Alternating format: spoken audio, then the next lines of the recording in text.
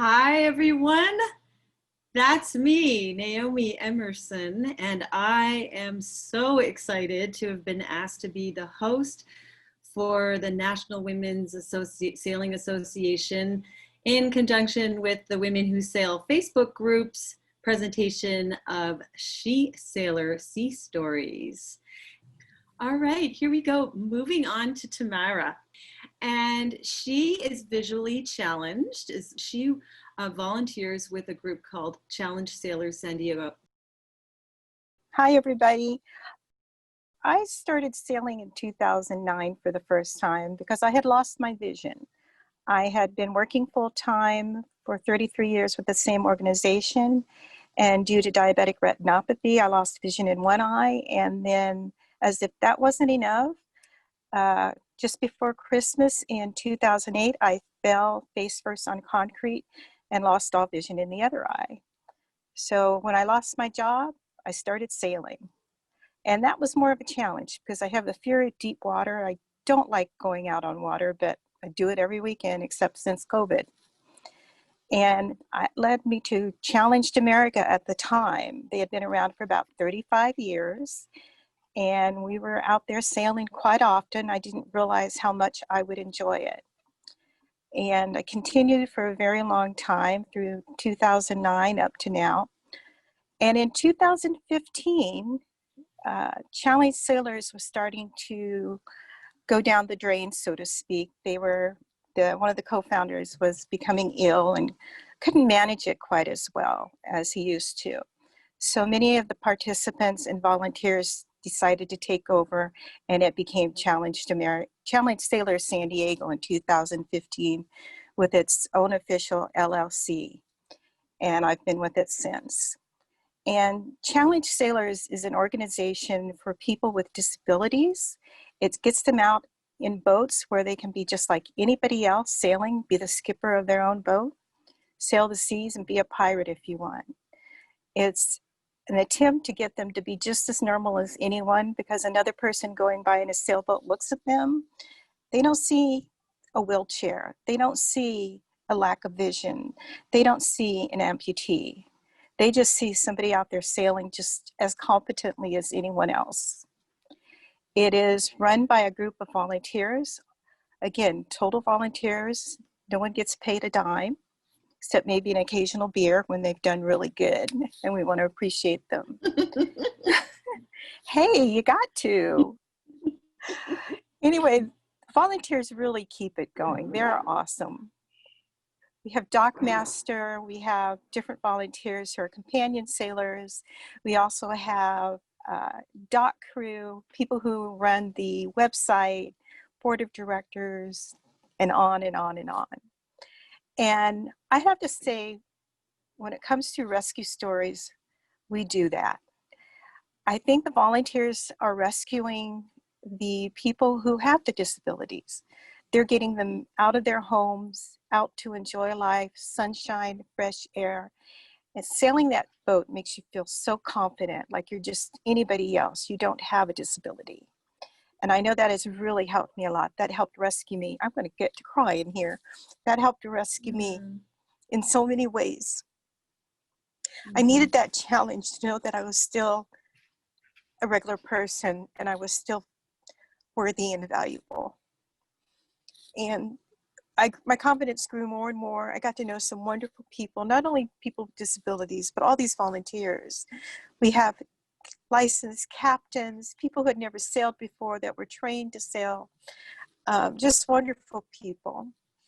And in turn, what they don't realize is that people with disabilities, oh, this is getting to me. We were rescuing many of the volunteers.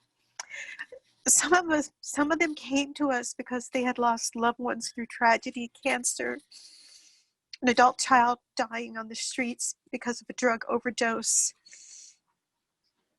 a daughter getting killed by her ex-husband just a few blocks from the children. They needed that as much as we did to get out there. They needed to feel normal. They needed to feel that life was going to go on. And we kind of were each other's gauge of, hey, he's got it worse than I do. or she's got it worse than I do. And it kind of puts you in your place to a certain extent and made you realize I don't have it so bad after all. I have the people I love with me. I haven't lost them and gone to their funeral because my ex-son-in-law killed her. Sorry. I always forget how this gets to me because I do it so often. But one of the great things about those boats, we have Martin 16s. It's a 2-person boat. Not much room for anything else except, your PFDs and your whistles and a safety bag. And you get out there and these people start sharing their stories. And it's really an honor to hear some of these stories because I myself, I kind of sense there's something going on, and I may sail with them for many months knowing that there's something they want to say, and they finally do. And it's such an honor to know that they trust me not only in my sailing abilities now, but to share their life story with me, their tragedy. And when I get back on that dock, I just give them a hug, say thank you, and tell them that sailboat is Vegas. Anything said or done in that sailboat is Vegas. And we all know what Vegas means. It happens in Vegas, it stays in Vegas. So that's why no names were shared in this story. But it's been a wonderful time. I've been with it 11 years now. I'm on the board of directors. I still sail as much as I can. Of course, COVID has been an upset, I think, for all of us, especially a small boat sailing program, because we have to be much less than 6 feet apart. But we are going to be opening up our sailing again in October with all the protocols in place. And we are growing by leaps and bounds. We have recently acquired a scud that was actually sailed by Ryan Porteous in I think it was the 2015 Paralympics in Brazil. He came in 5th place, but as far as I'm concerned, that's 1st place because he did it. And he is a paraplegic. So kudos to him. And it is wonderful. Sailing is a rescue effort for everyone when you're a volunteer or you're a person with a disability. And one of our more recent rescues, I would say, is of a wife who, she never came and sailed with us. Her husband was our chase boat operator. And cranky little guy, but we loved him so much. He was there all the time going out. And in December, he passed away from pancreatic cancer, which had come back. He had been out sailing with us just a month before. So you knew that meant something to him to be out there, even though he knew what was going on in his body and in his life. And his wife and family came out to the dock to see the boat and meet some of the people.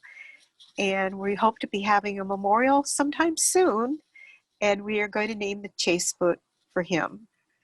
And his basic premise in life was trust me. And that's what we're going to name the boat. So that just goes to show the rescue that takes place.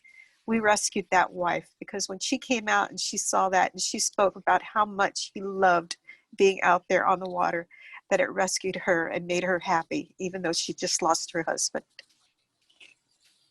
Fantastic, Tammy. No, we are all in awe, and reading the chat comments are just amazing. And we thank you so much for sharing that and allowing your vulnerability. And it's the thing is that, this is what this is for, is to inspire people who are fully able-bodied but are weak of mind. And so many of you sailors like yourself, would say that there are things missing in your body capability but are strong-minded. You went and did it, and you continue to do it and believe in it.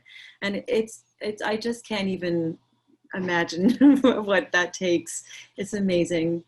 And I'm wondering, during these times, like you mentioned with COVID, it is this whole togetherness and this full emotional support, but then there's also this upkeep of the boats and the mooring and everything else. So what does CSSD need maybe currently now that maybe some of the people that are watching today, that what do you guys need most to sort of get through this so that you can continue on?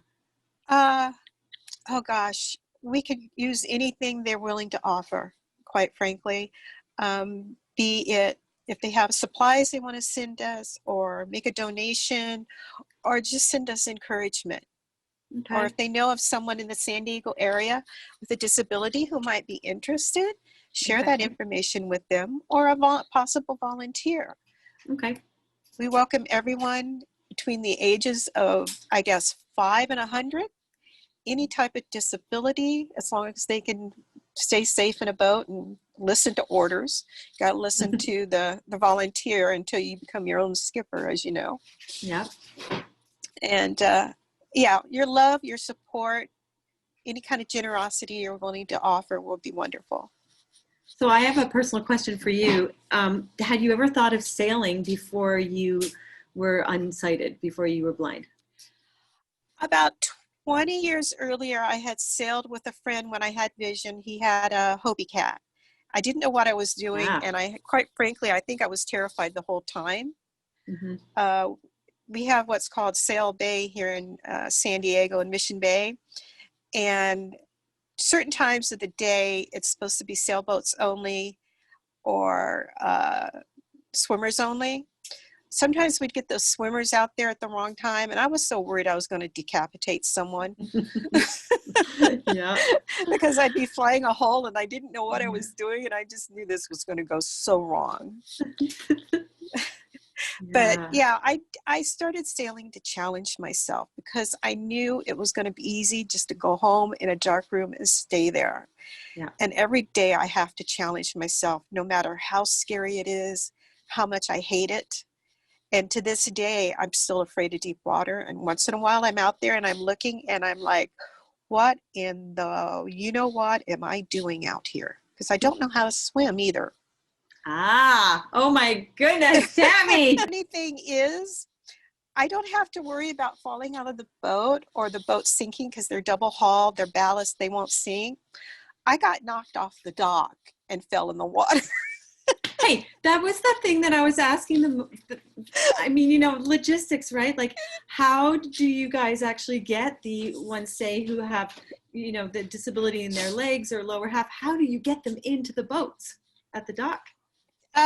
We that was an experience because I had just hurt my back the week before. So when they were trying to pull me out, it wasn't going well. And so of about half a dozen young men who were standing on the dock at the time, the man who was almost 70 jumped in and saved me. And he had me in a seated position until they figured out how to get me out. Someone actually had one of those ladders that you can put over the side of a boat, and they put it over a boat cleat, and I was able to step up on it and get out. Yeah. And from that, we learned some lessons, and our safety officer took it from there. Right on. I'm sure that you guys have big protocols with that, and each time someone comes in new with a different type of challenge, then you adapt and create new protocols, which is great. Who donates the boats, and where are the boats coming from? We've had some of the boats donated by benefactors many, many years ago. Our boats are getting very old. We would like to see about getting some new ones or newer ones. Mm-hmm. We have 8 Martin 16s. I think some of them are probably maybe 20 years old. And we have some wonderful volunteers who keep them clean and get them out of the water and clean those hulls, and donations from like West Marine and other places for new lines and halyards and cleats and that sort of thing. Yeah. Some of the boat places around here, when we have damage done, they'll do it for free for us. They've been very generous in so many ways. So we would like to get a new fleet eventually. Well, fabulous, and it's very exciting about the Scud 18. I was online, and if anybody wants to look that up, you can Google it and see what those look like too. And it is quite amazing for us who have learned. Thanks for sharing that info right there, Ian. That's fabulous. You know, who trained on lasers or sunfishes or the smaller ones where you're constantly thinking about it flipping over and having to learn how to write it, you know, to see the sailors on these martins and way down deep, and the rigging is all different. I would just love to visit one. So Oh, I we'd hope to love to make have, this. yeah. Okay, well, Anybody who if I'm wants to ever in come San out, Diego. yes. Fabulous. Well, thank you, Tammy. And again, you guys who are watching, you're watching the National Women's Sailing Association's presentation and production of the She Sailor Sea Stories.